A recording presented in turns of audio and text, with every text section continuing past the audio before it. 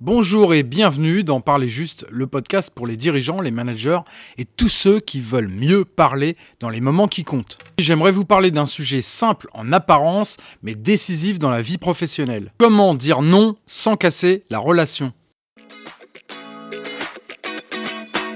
Bienvenue dans Parler Juste. Votre parole est un acte de leadership. Ici, pas de théorie, du concret, du vécu et des clés pour parler avec impact, confiance et influence. Dire non sans casser la relation. Dire non, ce n'est pas seulement refuser. C'est souvent un moment de vérité. Un moment où votre clarté, votre posture et votre leadership deviennent très visibles. Oui, parce que beaucoup de personnes savent dire oui poliment. Mais quand il s'agit de dire non, les choses se compliquent. Ah oui, on hésite, on tourne autour du pot, on se justifie beaucoup trop. Et puis on adoucit tellement le message qu'il finit par devenir flou. Au fond, on espère souvent une chose. Bah oui, préserver la relation. Le problème, c'est qu'un non mal dit fragilise souvent davantage la relation qu'un non clair. Alors dans cet épisode, je vais vous montrer comment dire non avec clarté, avec calme, avec respect. Non pas pour être plus dur, ni plus sec, mais pour être juste.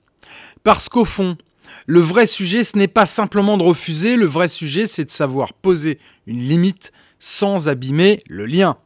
Et ça, c'est une compétence de communication, mais c'est aussi une compétence de leadership. Si dire non est si difficile, ah oui, il faut l'avouer, c'est quand même plus difficile de dire non que de dire oui. C'est souvent pour une raison finalement très simple. Nous confondons facilement relation et approbation, ce qui est complètement différent. Comme si garder une bonne relation voulait forcément dire accepter. Comme si dire non revenait à rejeter l'autre, ou si poser une limite abîmait forcément le lien. Dire non et rester respectueux. On peut poser une limite et garder la relation. Car refuser sans humilier, sans fuir et sans s'excuser d'exister, c'est possible aussi. La plupart du temps, le problème, ce n'est pas le non. C'est la manière de le dire, en fait. Parce qu'un non flou, un non tardif ou un non mal assumé fait souvent plus de dégâts qu'un non clair. Et alors, je le vois très souvent. Quelqu'un veut être diplomate, il veut ménager la relation, alors il commence à expliquer, à nuancer, à rassurer et à ouvrir des portes. Et au bout d'un moment, on ne sait plus vraiment très bien s'il refuse, s'il hésite ou s'il finira par accepter. C'est là que l'inconfort s'installe. L'autre repart avec un doute. Vous repartez avec l'impression de ne pas avoir été clair. Et alors la relation se charge d'un malaise complètement inutile. L'idée centrale de cet épisode, c'est celle-ci. Dire non, ce n'est pas rejeter quelqu'un, c'est poser une limite claire avec une parole tenue. Je vous la redonne parce qu'elle résume vraiment tout. Dire non, ce n'est pas rejeter quelqu'un, c'est poser une limite claire avec une parole tenue. Alors, comment faire concrètement? Je vous pose une structure simple en 3 temps. Une structure très simple, mais alors très utile. Le premier temps, d'abord, dire clairement votre position. Cela paraît somme toute évident, et pourtant, c'est souvent là que le message commence à se brouiller. Quand vous voulez dire non, commencez par dire non. Pas forcément de manière brutale, mais de manière claire. Allez, un exemple. Non, ce ne sera pas possible. Ou je ne vais pas retenir cette option. Ou encore, je préfère refuser cette demande.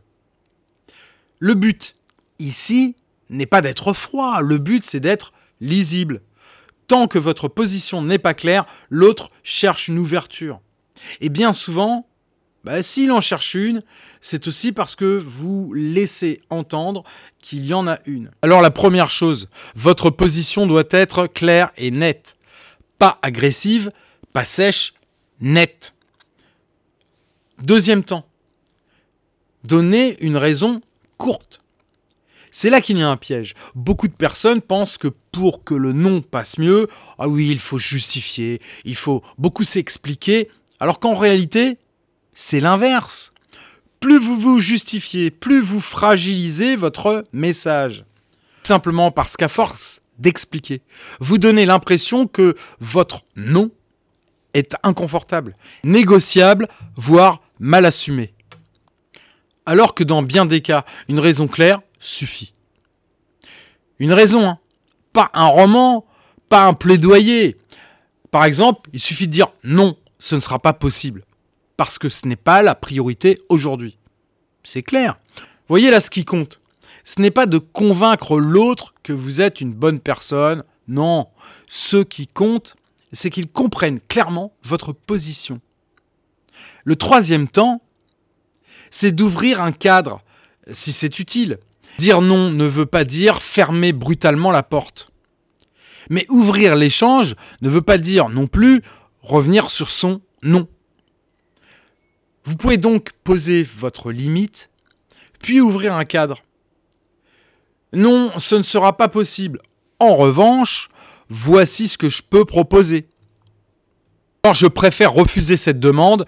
Si vous le souhaitez, nous pouvons regarder ce qu'il reste possible. Là, vous voyez, vous ne fermez pas la porte. Par contre, vous dites non. Cette troisième étape, elle est utile quand vous voulez préserver la qualité de la relation sans brouiller votre décision. Mais il y a un point, mais vraiment important. Vous n'êtes pas obligé de compenser chaque non par une alternative. Parfois, une réponse claire est déjà une réponse respectueuse. Je vous donne un exemple très concret. Vous imaginez là un manager, c'est peut-être vous, ou un collaborateur, lui demande une exception, un délai supplémentaire ou une validation qu'il ne veut pas donner. À ce moment-là, le manager sent bien que ce n'est pas la bonne décision, mais il ne veut pas paraître trop dur. Alors il répond quelque chose comme ça. Oui, enfin, on va voir. C'est compliqué, mais j'aimerais bien. Le problème, c'est que ce n'est pas une réponse. Là, c'est carrément un brouillard. C'est flou. Dans le brouillard, chacun repart avec sa propre interprétation, voire aucune. Et oui, le collaborateur pense peut-être que ça reste possible à ce moment-là. Le manager pense qu'il a été diplomate. Alors que plus tard, il va y avoir une frustration des deux côtés. Dans cette même situation, une parole juste pourrait être « Non, je ne valide pas cette demande aujourd'hui parce que nous devons tenir le cadre fixé. » En revanche, nous pouvons regarder ensemble ce qui est ajustable dans ce cadre. Et voyez là, tout change. Le non est clair, la raison est simple, la relation reste ouverte et le cadre est tenu. La réponse est claire, c'est justement là que votre valeur perçue augmente. Parce qu'on sent que vous savez ce que vous acceptez et ce que vous n'acceptez pas. Il y a aussi 3 erreurs à éviter quand vous dites non. La première, c'est de vous excuser pour exister. On peut rester courtois, mais si votre non ressemble à une faute morale, vous affaiblissez votre propre parole.